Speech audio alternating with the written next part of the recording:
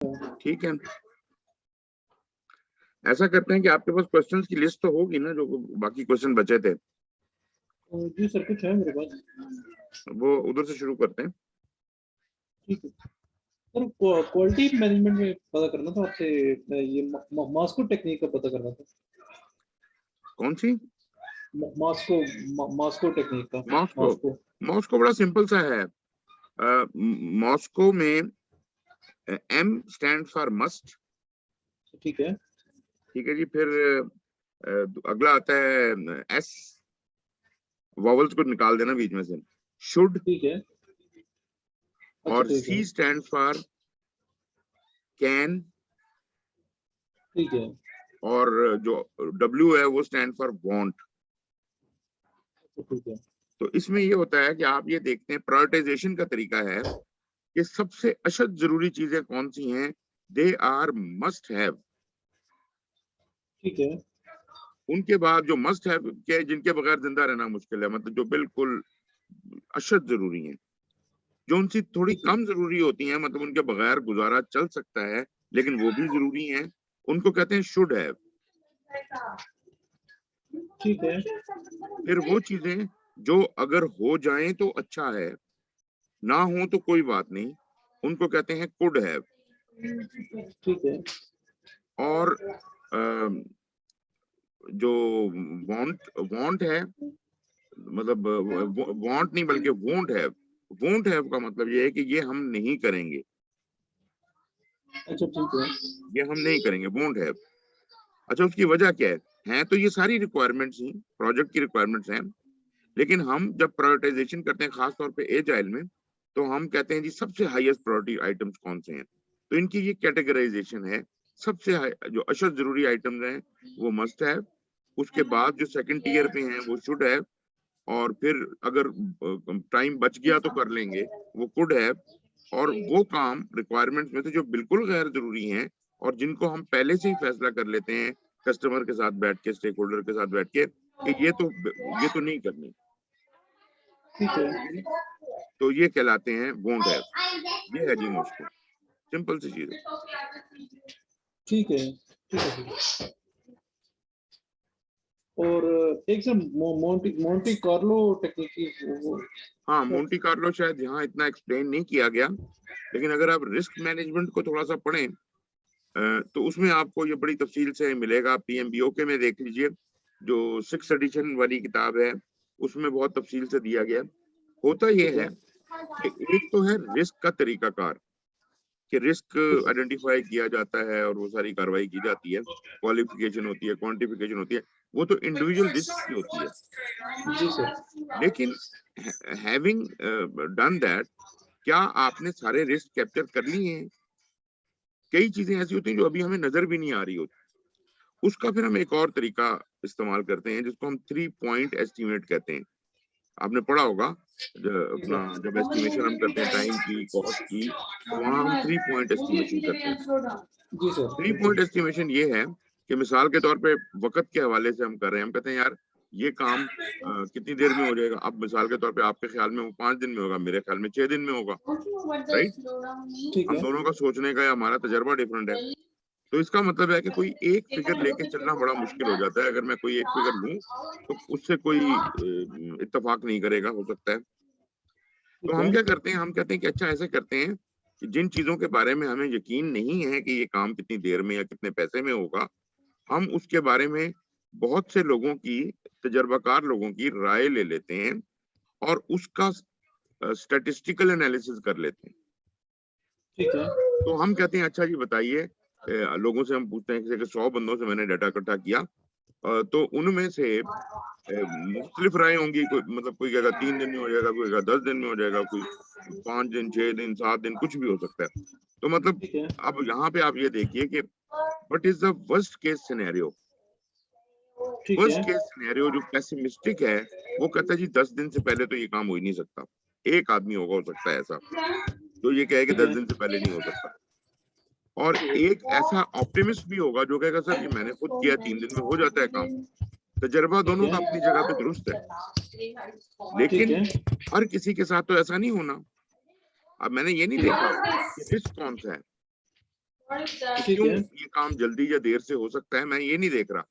मैं सिर्फ ये देख ठीक रहा है, हूँ कि ये काम कितनी जल्दी या कितनी देर से हो सकता है। ठीक है जी। ठीक है, ये तो दो राय हो गई मेरे पास, ऑप्टिमिस्ट की और पेसिमिस्ट की। अब जनाब इन दो राय के दरमियान अक्सर लोगों की जो राय है वो कहीं दरमियान में होगी, 3 और 10 के कहीं दरमियान में होगी। फर्ज कर लें कि ठीक है, ज्यादातर लोग कह रहे हैं 7 दिन में हो जाएगा। अब इसमें मैं जान के ये फिगर एक तरफ को ज्यादा लेके जा रहा हूँ क्योंकि ये थोड़ा राय लोगों की एस्क्यू हो सकती है, मगर एक बात ठीक है, डेफिनेट है कि ज्यादातर लोगों की राय जो है वो दरमियान में कहीं होगी। अगर मैं ठीक एक है। ऐसा ग्राफ बनाऊं जिसके अंदर लोगों की राय जो है, बेल कर्व हमने पढ़ा था, सर एस कर्व पढ़ा था मैं। नहीं बेल कर्व नहीं मैं बेल आपको बेल बताता हूँ। नहीं, नहीं बेल कर्व नहीं पढ़ा। हाँ जी, फर्ज करें कि ये मेरी बेस लाइन है और ये इसका सेंटर पॉइंट है। अब ठीक क्या है, है कि ये कहलाता है बेल कर्व। ठीक है जी। ठीक है, अच्छा, जो राय सबसे कॉमन है, जो ज्यादातर लोगों की राय है, ये this height shows how many people are saying this. ठीक फर्ज है, करें कि more than 50% people are saying this कि जी 7 डेज ठीक में है, हो जाएगा, राइट। ठीक है, और जो बिल्कुल पैसे ऑप्टिमिस्टिक और पेसिमिस्टिक हैं, ये वो हैं, एक ये ऑप्टिमिस्ट कह रहा है 3 दिन में हो जाएगा और पेसिमिस्ट कह रहा है 10 दिन में हो जाएगा। ठीक है, गॉट इट जी। ठीक है, अच्छा, दरअसल होता ये है कि हम ज्यादा आमतौर पे एवरेज राय ले लेते हैं या ज्यादा वाली राय ले लेते हैं, तो वो इट वर्क फाइन।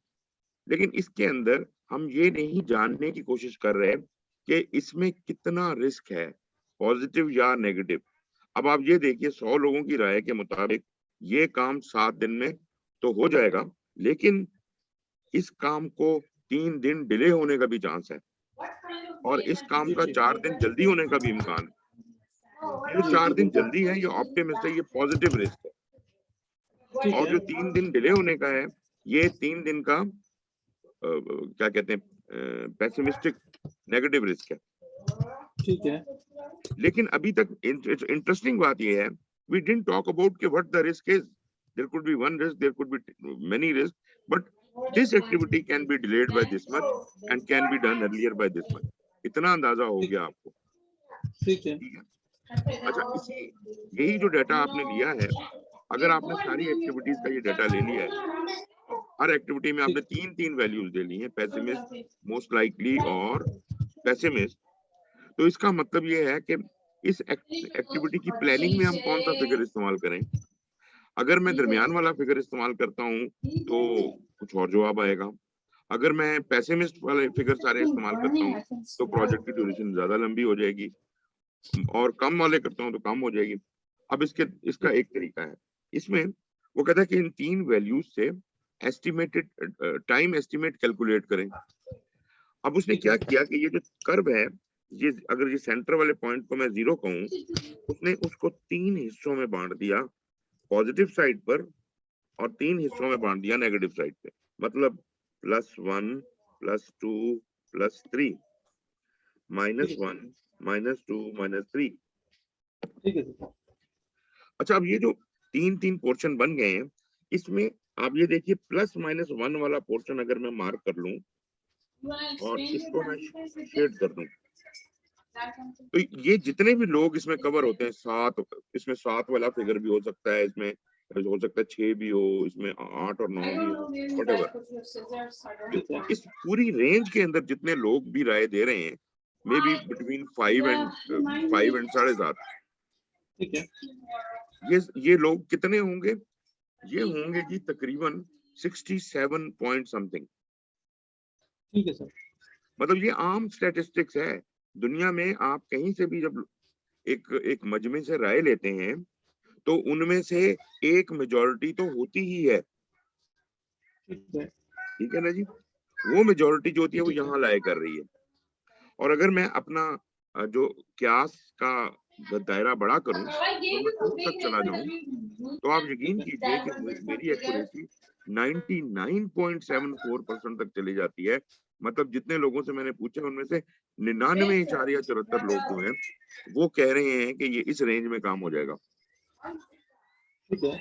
लेकिन मैं और एक्यूरेसी में जाना चाहता हूँ, तो सॉरी ये 99 नहीं है, ये 97 पॉइंट समथिंग है। ठीक है। अगर मैं 3 डायमेंशन में चला जाऊं, ±3 में चला जाऊं, तो then I will be 99.74% accurate.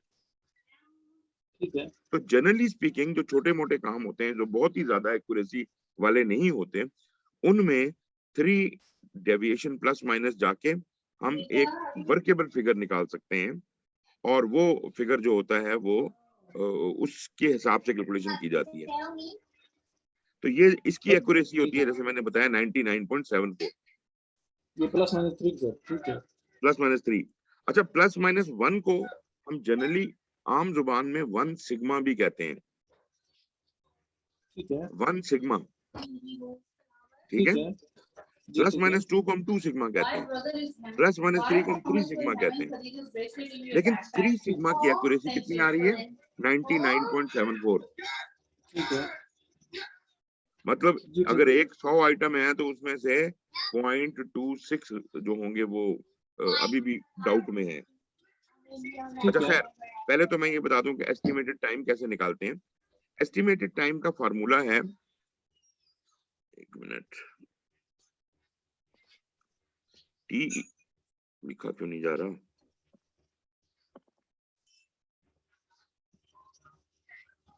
I don't know, मेरा टीई खराब हो गया, क्या हुआ है?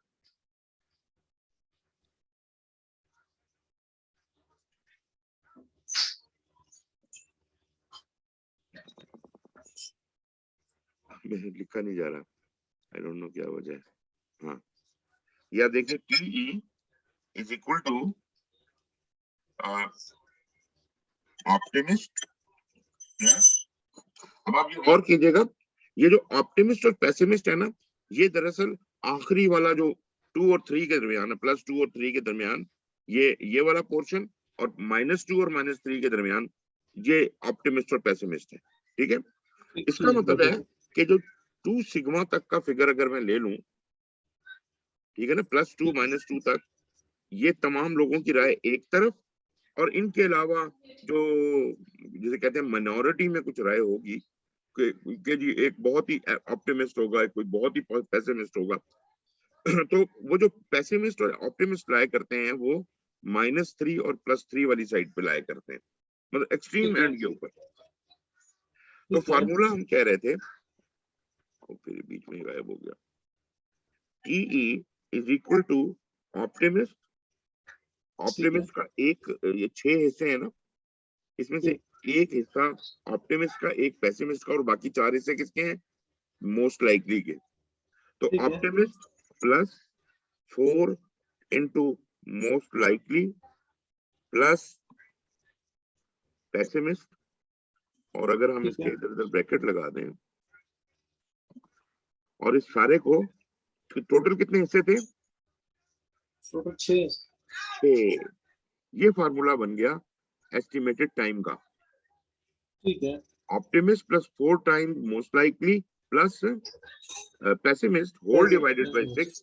मिसाल के तौर पे इस केस में क्या है, 3 प्लस 4 इंटू 7 प्लस 10 था ना जी, और होल डिवाइडेड बाय 6 कर दीजिए। क्या जवाब आता है जरा देखिए कि निकाल कर। ये सर आता है 41 डिवाइडेड बाय 6, 7 6 पॉइंट समथिंग, 6.8 9 ऐसे कुछ आएगा। तो जी, इसका मतलब है कि ये जो फिगर आया बड़ा मजेदार है, कि 6.8 आया, 87 आया, फर्ज कर लेते हैं। ठीक है। अब ये ना 7 है, और ये जी। कहाँ लाया करता है? ये 7 से पीछे की तरफ लाया करता है। ये जी। इसको कहते हैं एक्यूट। अगर वो बिल्कुल ही सेंटर में आ रहा हो, एक बेल कर्व बिल्कुल बैलेंस्ड हो, तो वो फिर उसका कोई सेंटर बनेगा ना। लेकिन ये ठीक है। चूंकि सेंटर नहीं है, क्योंकि 3 और 7 के दरमियान फासला ज्यादा है, और 7 और 10 के दरमियान फासला ज्यादा है, इसलिए जवाब आपका 7 से कम आएगा। और यही ठीक है। वैल्यू 6.87, इसके ज्यादा चांसेस हैं कि इतने में काम हो जाए। ठीक है। अच्छा, अब सवाल पैदा होता है कि ये जो 6 डेविएशन हमारी बनी हुई हैं, हर डेविएशन का क्या साइज है? तो डेविएशन को हम एस लिखते हैं, एस इज इक्वल टू आपकी डेविएशन, पेसिमिस्ट में बड़ी डेविएशन से छोटी डेविएशन निकाल दें, 10 माइनस 3 और इसको भी डिवाइडेड बाय 6 कर दीजिए। यहां मैंने क्या किया है, मैंने कहा कि पेसिमिस्ट माइनस ऑप्टिमिस्ट ठीक है। Divided by 6 is equal to this much. और ये क्या बना जी, 7 में 10 minus 3 7, 7/6 is equal to 1 point कुछ होगा, 1.2 कह लें, ठीक है। ठीक है। ठीक तो है। आपकी एक डेविएशन का साइज है 1.2। Now the interesting game is कि मैंने कमिट कर दिया, मैं ये काम 6.87 डेज में कर सकता हूं, लेकिन मुझे इसके अंदर मौजूद रिस्क का भी पता है। ठीक तो है। मेरी एक डेविएशन जो है उसका साइज क्या बन रहा है, 1.2। इसका ठीक है। मतलब ये है कि हर डेविएशन का अप्रोक्सीमेटली 1.2 बनेगा ना। जी सर। अच्छा, 3 डेविएशन प्लस साइड पे और 3 डेविएशन माइनस साइड पे। अब 6.87 से अगर डिले हुए तो कितना हो सकता है, पहली डेविएशन तक का डिले होगा 6.87 प्लस 1.2, ठीक है। तो ये बन जाएगा 8.07, ठीक है। ठीक है। जी तो सर। मुझे ये पहले से ही अंदाजा है कि अगर ये एक्टिविटी लेट हुई तो पहले कितनी हो सकती है, फिर कितनी हो सकती है और फिर कितनी हो सकती है। लेकिन जो एक्सट्रीम है, अब इसको 1.2 और ऐड कर लें इसमें, तो दो ठीक है। प्लस डेविएशन तक अब चलेगा। इसको 1.2 और ऐड कर लें, 3 तक चलेगा।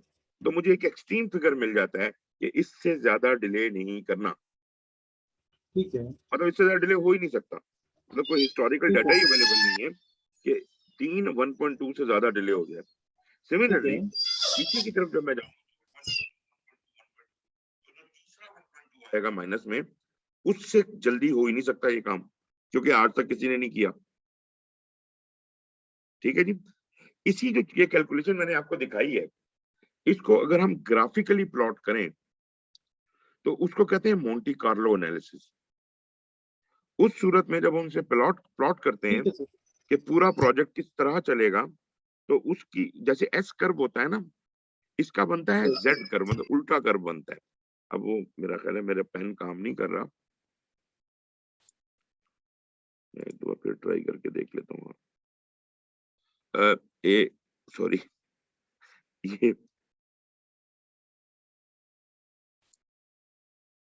एक मिनट, ओके, ये ऐसा होगा,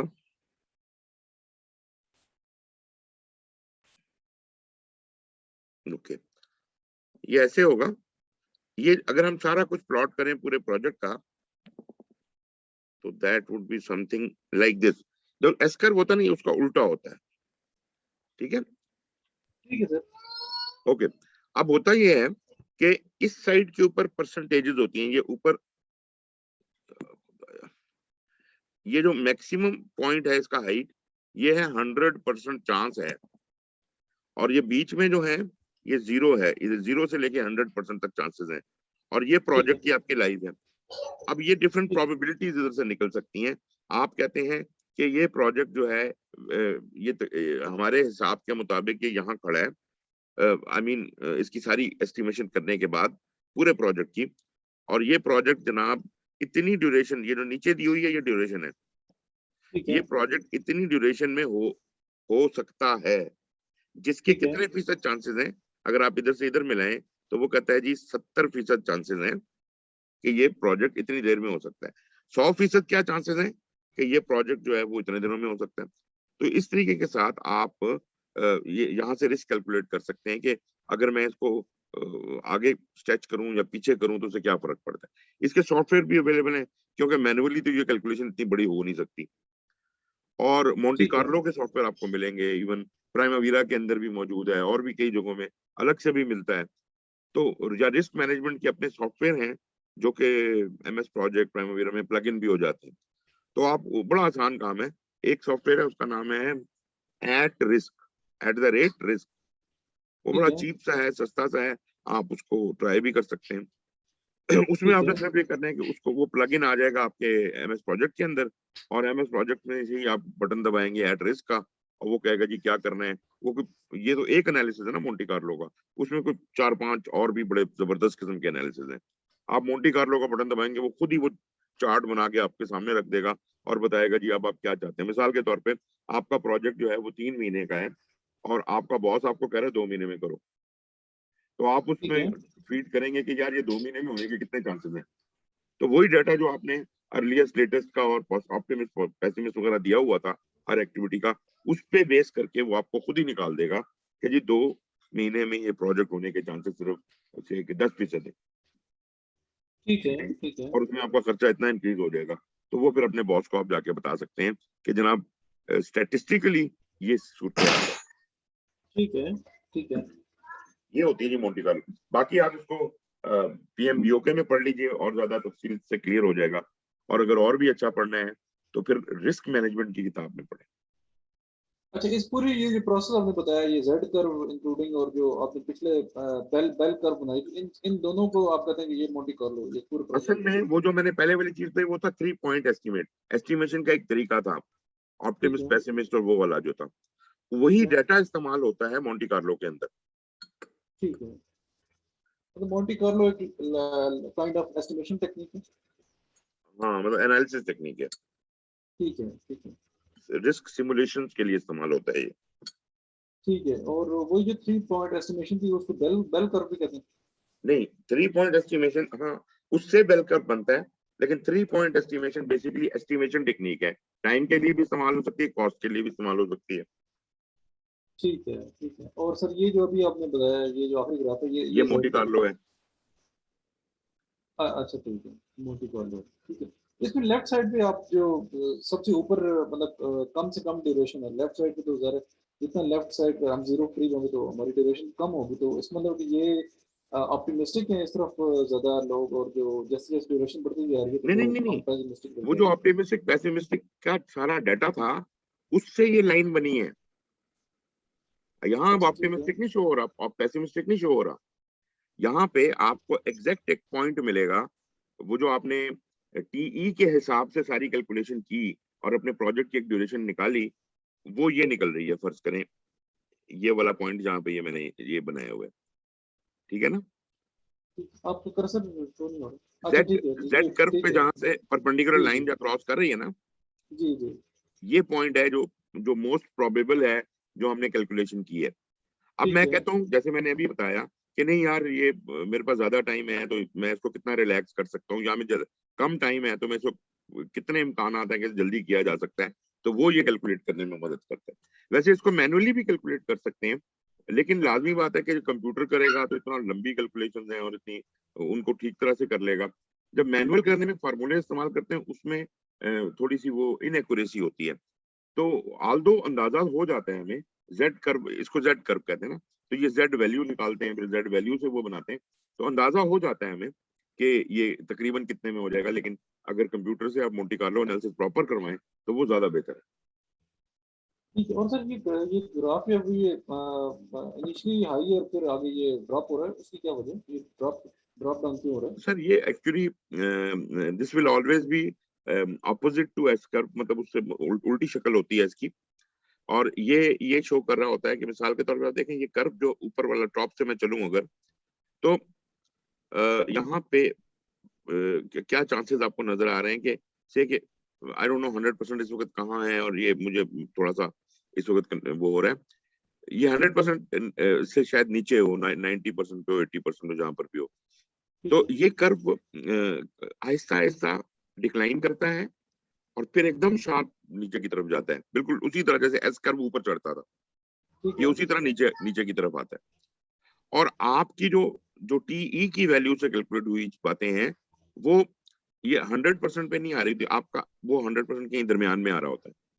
ठीक है, ठीक है जी। अब आप जितना टाइम को आगे पीछे करेंगे, ये आपको बता देगा ये रिसोर्सेज कितने ज्यादा लगेंगे, कम लगेंगे, और टाइम कितना ज्यादा लगेगा, कम लगेगा। वो सब कुछ कैलकुलेट करके बताएगा, क्योंकि डाटा तो आपने एमएस प्रोजेक्ट में डाला हुआ है सारा, आपने वो सही है। क्या कहते हैं 3 पॉइंट एस्टिमेट भी डाला हुआ है, रिसोर्सेज का डाटा भी, कॉस्ट का डाटा भी, सब उसके अंदर है, तो वो आपको बहुत जबरदस्त किस्म की राय देगा। ठीक है, ठीक है, ठीक है, ये क्लियर हो गया। और सर एक मेरा लास्ट क्वेश्चन था कि सर रिसोर्स मैनेजमेंट में प्रोजेक्ट में कोई इस तरह की टर्मिनोलॉजी हम यूज करते हैं, रैंप अप पीरियड और ramp ramp down period for resources, इस तरह की कोई टर्मिनोलॉजी होती है? एक्चुअली में आप लोग इस्तेमाल करते होंगे, मतलब ये हर ऑर्गेनाइजेशन का अपना अपनी लैंग्वेज है एज सच, मतलब पीएमआई की लैंग्वेज में तो as such ramp up ramp down कोई चीज नहीं है, मगर रैंप अप का मतलब जो अंग्रेजी में हम लेते हैं वो ये होते हैं कि अभी रिसोर्सेज के ऊपर मतलब दबाव डाल दो, ज्यादा ज्यादा रिसोर्सेज लगा दो। रैंप डाउन जी का मतलब है रिसोर्सेज कम कर लो, जनरली जी, इसका रैंप ये डाउन मतलब है। तो मतलब अभी काम हमारा प्रोजेक्ट नियर कंप्लीशन है तो रिसोर्सेज रैंप डाउन हो जाएंगे और नहीं, मैक्सिमम मेरा मतलब है रिसोर्सेज। जहां आपकी आपकी जरूरत हो, जरूरी नहीं है कि प्रोजेक्ट क्लोज होने वाला हो, कुछ चीजें टाइमलाइन के हिसाब से चल रही है ना। एक ठीक है, टाइमलाइन है, मतलब राइट पहला महीना खत्म हुआ है और आपने एक काम खत्म करना था, वो नहीं हो पा रहा, ठीक है ना, ठीक है, तो you will ramp up the resources in that activity, ताकि वो ठीक है, काम उस तारीख तक कंप्लीट हो जाए, क्योंकि पहले हमने कुछ टाइम वेस्ट कर दिया है, अब जरा रिसोर्सेज ऐड ठीक कर लो और आप उस तरह से आप काम कर सकते हैं। ठीक है, ठीक है, ठीक है, ठीक है सर। नथिंग एल्स, जी सर। आप डिस्कस कर लीजिएगा उस्मान से, और मैं अगर उनसे कोई डिस्कस और करूँ। मजीद क्वेश्चंस हैं तो ठीक बताइएगा, है, फिर वो एक सेशन हम और कर लेते हैं।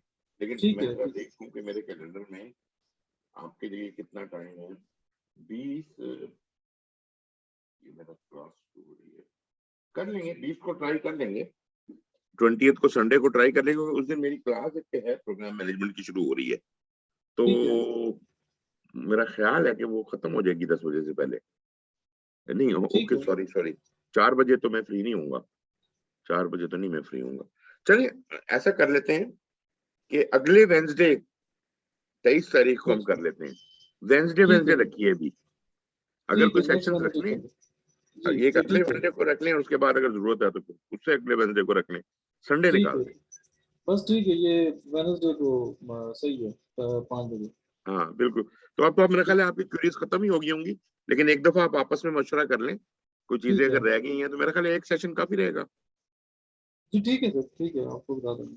ठीक है, चलिए जी, ठीक है बहुत सर। बहुत शुक्रिया सर आपका, थैंक यू वेरी मच।